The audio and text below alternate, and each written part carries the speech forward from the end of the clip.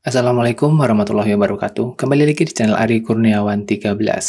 Oke, ini adalah Pixel 5. Kenapa bisa ganti warna? Nanti saya ceritain.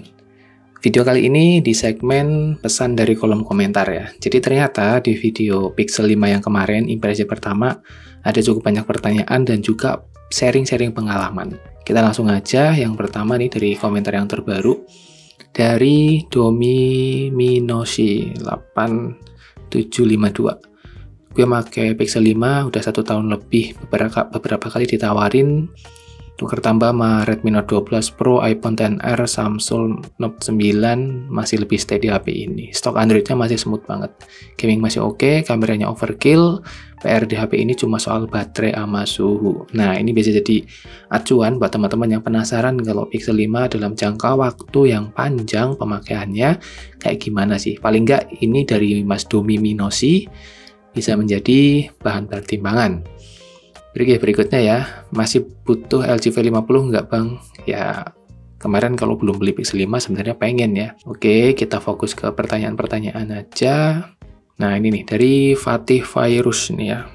Bang, serius mau nanya, HP Pixel katanya rawan matot dan tidak bagus untuk HP jangka panjang. Saya mau beli HP Pixel 4a 5G, takut matot Bang. Selama Abang pakai Pixel 4a 5G itu ada kendala gak sih? Oke, memang isu mati total itu lumayan terdengar cukup sering ya di akhir-akhir ini, terutama semenjak Pixel 5a 5G itu mulai harganya terjangkau. Dan banyak kasus memang yang upgrade ke Android 13, dan memang ya secara produksi jadi Pixel 5a itu tumpuk antara RAM sama UFS-nya, sehingga kasusnya kayak Poco X3 Pro ya. Jadi harus di-recall untuk mengatasi masalah tersebut. Ya memang kalau boleh saran sih hindari Pixel 5a 5G ya untuk sementara saat ini. Atau misalnya kalian udah beli Pixel 5a 5G dan stay di Android 12 atau 11, stay aja, jangan di-upgrade ke Android 13. Dan mungkin akan lebih baik ya, saya nggak tahu ini akan lebih baik atau enggak jika nanti ada update Android 14. Apakah itu akan menjadi salah satu cara dari Google untuk mengatasi hal tersebut atau bukan. Tapi yang jelas, untuk Pixel 4a 5G ya, saya pakai itu aman-aman aja. Dan isu tentang mati total atau kerusakan ini itu memang kalau HP-HP X limbah atau HP-HP second kayak gini pasti akan ada ya, karena nggak semua unit kondisinya sama. Ada juga kasus mati total 4a 5G, tapi nggak banyak.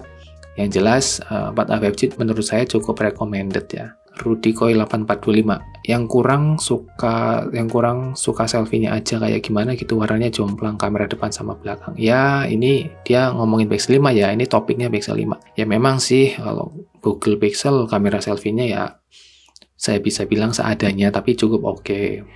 Nih ada lagi dari Miao 2537 ya.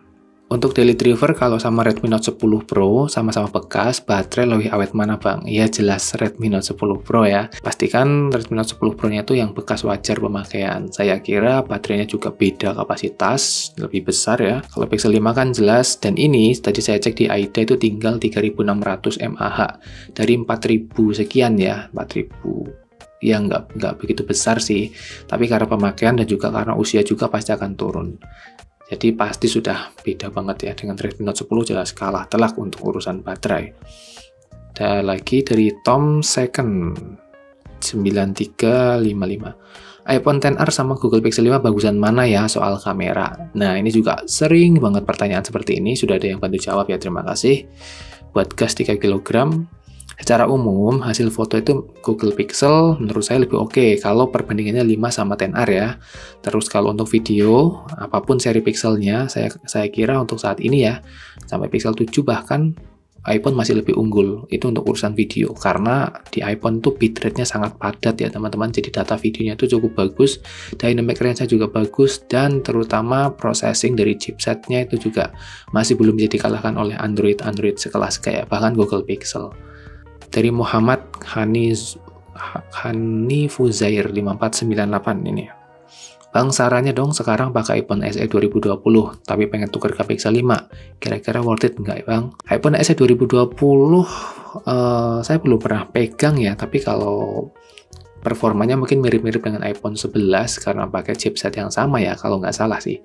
Terus feel penggunaannya kayaknya mirip dengan iPhone 8. Kalau misalnya masih dalam kategori membutuhkan kayak sosmed, terus nggak terlalu intens main game, dan juga lebih sering ngambil video daripada foto, saya kira lebih baik bertahan di SE 2020.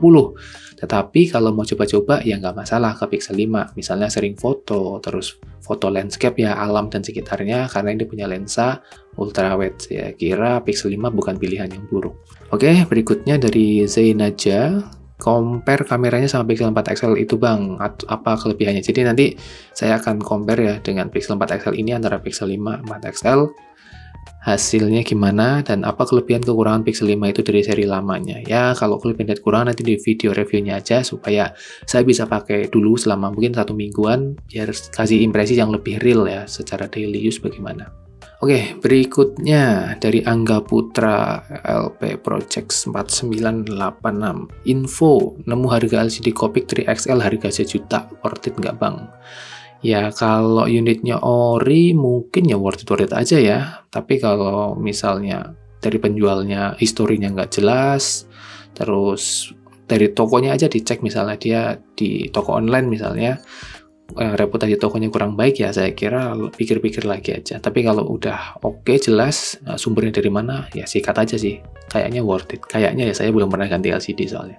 Dari Topless 885. Bang, kalau beli Google Pixel di HP ku Semarang, IMEI-nya permanen atau enggak bang?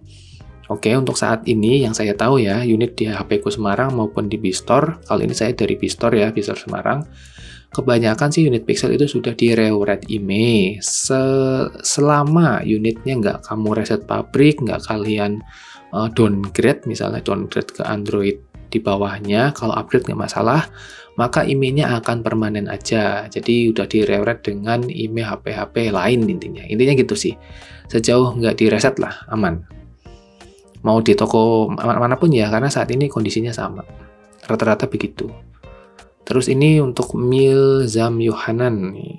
Untuk eSIM gimana? Jadi eSIM di ini Google Pixel 5 barusan tadi sore saya ketemu user Google Pixel juga yang cukup menekuni ya tentang rewrite IMEI, dan dia coba bantu saya untuk rewrite IMEI HP ini. Jadi dari Bistore itu hanya SIM fisiknya aja yang di rewrite.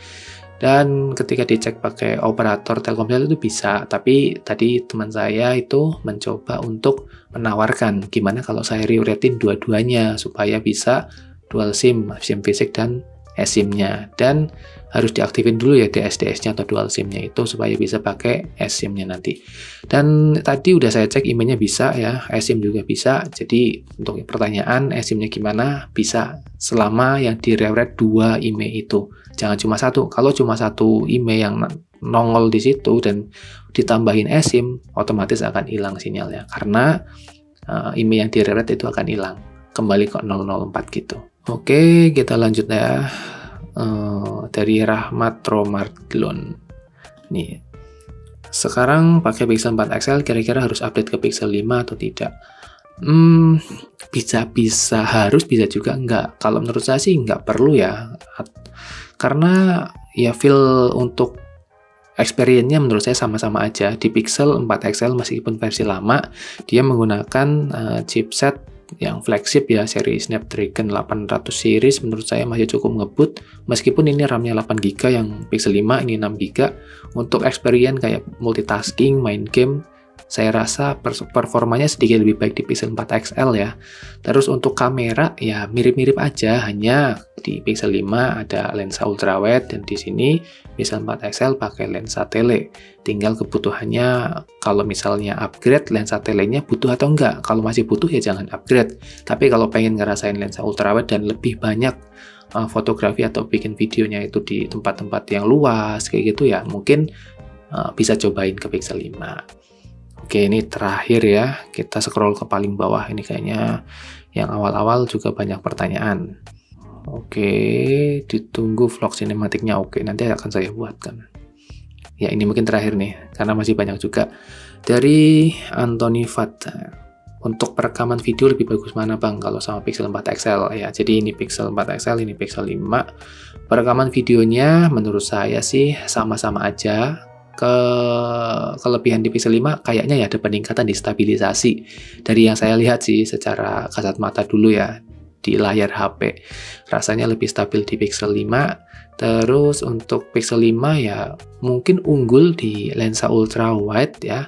Karena beberapa kali ketika saya nge-video itu memang cukup butuh juga lensa ultrawide, terutama kalau kalian suka kegiatan outdoor. Tapi di Pixel 4 XL juga nggak jelek sih, dan menurut saya ini bukan unggul mana ya, tapi kamu butuhnya yang mana kayak gitu. Mungkin pertanyaannya lebih tepatnya kayak gitu. Karena ya warna, terus ukuran videonya, terus dynamic range-nya menurut saya nggak beda jauh sih di antara kedua ini. Tapi untuk processing, saya rasa di Pixel 4 XL ini lebih unggul untuk prosesinya karena chipsetnya dia lebih kencang ya. Dan di Pixel 5 ini mungkin unggul ke update fitur-fitur yang lebih baru ya. Yang mungkin di Pixel 4 XL ini nggak ada kayak gitu. Tapi ya selebihnya sama-sama aja kok, nggak terlalu signifikan perbedaannya. Oke teman-teman, mungkin itu dulu pesan dari kolom komentar kali ini. Nanti kita lanjut ke video impresi tentang Pixel 5 penggunaan dalam jangka waktu mungkin semingguan. Lalu kita compare dengan Pixel 4 XL, kita buat video sinematiknya, dan masih banyak lagi mungkin konten-konten lain tentang Pixel 5, sehingga bisa menjadi bahan pertimbangan buat teman-teman jadi beli atau enggak. Terima kasih. Wassalamualaikum warahmatullahi wabarakatuh.